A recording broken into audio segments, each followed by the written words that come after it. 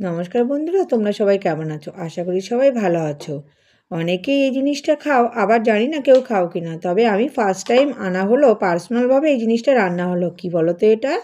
Chicken গিলা। তো chicken গিলাটা মাংস আনলে পরে আমাদের এক টুকরো দু টুকরো নিয়ে আসে। আমার মেয়েরা পছন্দ করে, বলে নাকি এটা কচকচ। তো ভাবলাম তাহলে একদিন একটু আনা যাক মাংসের সঙ্গে বেশি করে। তো অল্প মাংস এনেছিলো আর অল্প চিকেন গিলা নিয়ে এসেছিলো।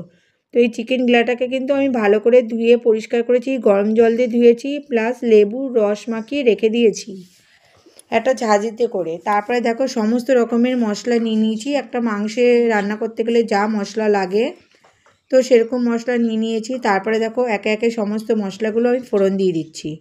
আর এই যে মশলা যা যা আমি দেখালাম, পেঁয়াজ, আদা, রসুন, টমেটো, লঙ্কা, রসুন যা যা আছে মোটামুটি আমি সব কিন্তু একটু গোল্ডেন গোল্ডেন করে ভেজে নেব।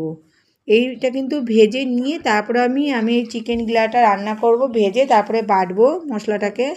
এইভাবে কিন্তু আমি ফার্স্ট টাইম রান্না করলাম চিকেন গিলা। আমি কখনো রান্না করিনি, আজ এইবার ফার্স্ট টাইম করলাম। তো করে দেখি বেশ ভালো লাগলো খেতে।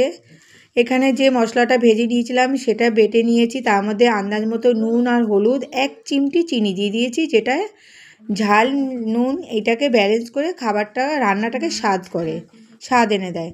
তো দেখো অফ ক্যামেরায় মশলাটা কষানো হয়ে গেছিলো। কষানো হয়ে যাওয়ার পরে আমি গিলাটা দিয়ে দিয়েছি, সেটা অফ ক্যামেরায় হয়ে গেছে। ফোনটা সেই মুহূর্তে আমার হাতে ছিল না, তাই দেওয়াটা আমি দেখাতে পারিনি। এটা কিন্তু ভালোভাবে কষিয়ে নিতে হবে, ততক্ষণ কষাতে হবে যতক্ষণ না এটা দিয়ে তেল বেরিয়ে আসছে। তো দেখো দেখেই বুঝতে পারছো এটা কষানো হয়ে এসছে। আর এটা খেতে যে কতটা ভালো হবে আমি প্রথমে সত্যিই বুঝতে পারিনি যে এটা খেতে কতটা ভালো লাগবে। তারপরে খাওয়ার সময় তো আমি অবাক হয়ে গেলাম।